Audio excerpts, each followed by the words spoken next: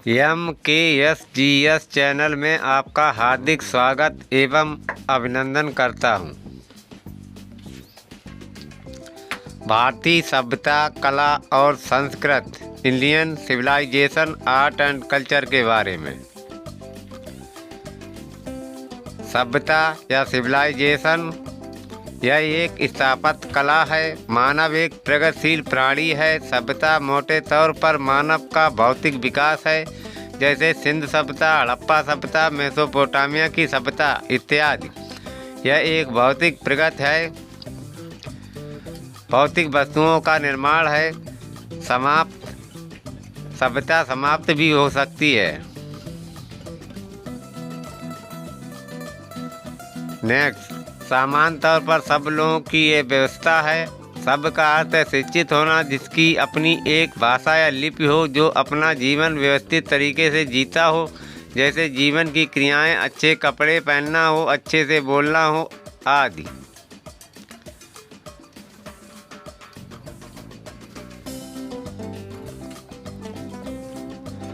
Next, सभ्यता एक भौतिक प्रगति को दर्शाता है। व्यवस्थित जीवन के लिए घर परिवार की सामाजिक, आर्थिक और राजनीतिक व्यवस्था अच्छे तरीके से हो। यह सुखमय जीवन पर बल होता है या देता है, जैसे एक अच्छा व्यवस्थित शहर, वस्त्र, आभूषण, मकान, आवास आदि उसके आस पास अपना एक कौशल युक्त होता है।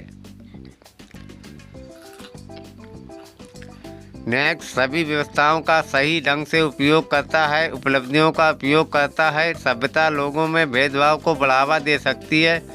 सभ्यता संसाधनों पर निर्भर करती है।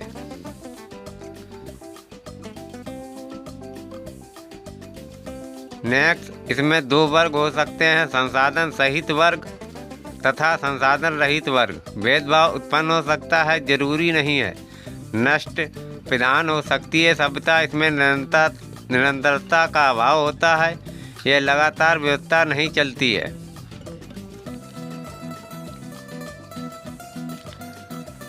संस्कृति या कल्चर मानव का गैर भौतिक विकास है। यह मानव का मानसिक वैचारिक विकास है, परंपरा है, मानसिक प्रगति करता है, जो एक पीढ़ी से दूसरी पीढ़ी तक निरंतर चलती है। लेकिन संस्कृति में सुधार या विकास होता है, समाप्त नहीं होती।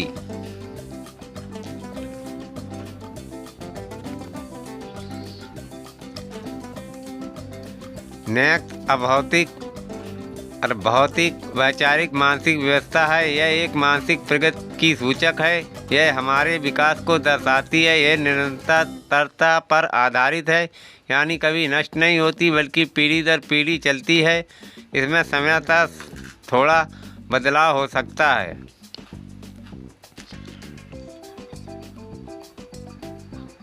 यह परिवर्तनशील भी होती है, इसलिए इसे प्रगतिशील भी कहते हैं। एक प्रकार से कह सकते हैं कि मानसिक और वैचारिक उपलब्धियां हैं। कह सकते हैं कि ये हमारी परंपराएं, विचार हैं, ये हमारे मूल्य हैं।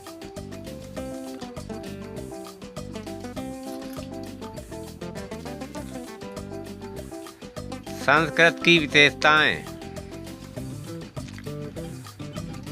नेक्स्ट, सृजनात्मकता मानसिक शक्ति कौशल का उपयोग करता है, उसके अनुसार विभिन्न वस्तुओं रूपों का विकास करता है।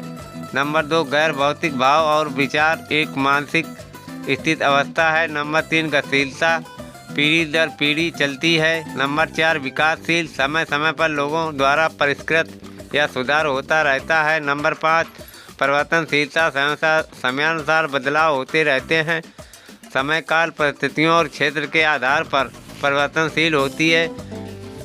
नंबर 6, सृजनात्मकता कला, धर्म, विज्ञान आदि का विकास करता है।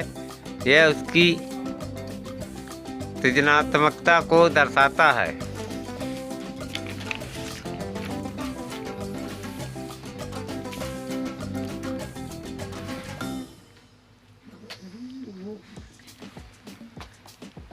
नेक्स्ट, अनेकता में एकता भाषा, रहन सहन, क्षेत्र, खान पान विभिन्न आदि मूल्य के होते हुए एक है। ग्रहणशीलता दूसरी संस्कृत से तत्वों को ग्रहण कर लेते हैं।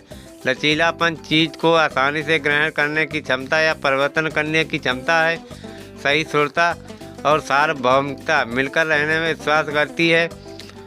आध्यात्मिकता और भौतिकवाद में समन्वय भारतीय संस्कृति अपने दर्शन को दर्शाती है। दूसरी तरफ भौतिकवाद के बिंदुओं को भी साथ में लेकर चलती, दोनों का समन्वय करते हुए चलती है। निरंतरता और परिवर्तन, कुछ मूल्य निरंतर हैं और कुछ में परिवर्तन हुआ है।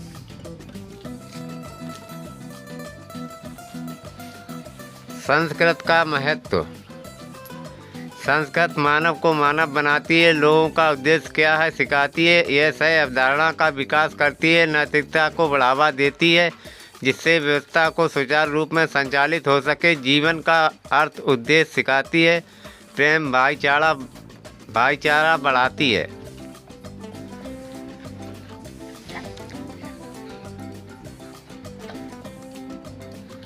भारतीय संस्कृति को प्रभावित करने वाले कारक।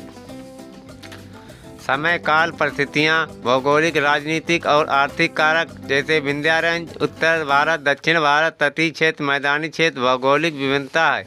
विदेशी आक्रमण, प्राचीन, मध्यकाल, आधुनिक काल में आक्रमण हुए। प्राचीन आक्रमण, ईरानी आक्रमण, इंडो ग्रीक आक्रमण, शक और कुषाण आक्रमण। मध्यकाल में मुस्लिम आक्रमण हुए और आधुनिक काल में यूरोपीय आक्रमण हुए। इन सभी ने भारतीय संस्कृति को प्रभावित किया है। प्लीज़ मेरी जानकारी आपको अच्छी लगी हो तो कृपया मेरा channel like, subscribe, comment and share करें।